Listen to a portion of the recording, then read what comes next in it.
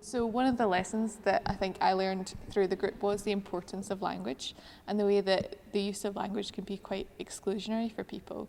So for example, we did whole sessions around co-production, and actually the language of co-production comes from a public service reform background. So it's often seen as the language of the professional. So there was a lot of chat in our group about whether or not we wanted to reclaim different language, and why don't we just call it working together, and actually does something have to be formalised to be happening. So across a lot of the projects, what our peer researchers found was that co-production was happening. People were working together, there were equal balances of power, people were contributing to the design and planning and delivery of all sorts of different kinds of services, but they weren't using the language of co-production.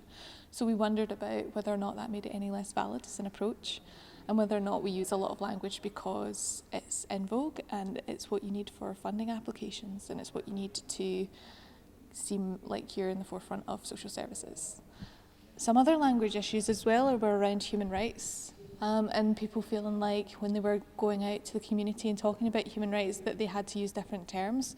In the mental health community, there was a perception that human rights were something that was only spoken about in deficit, so you only spoke about human rights when they'd been breached or taken away from you.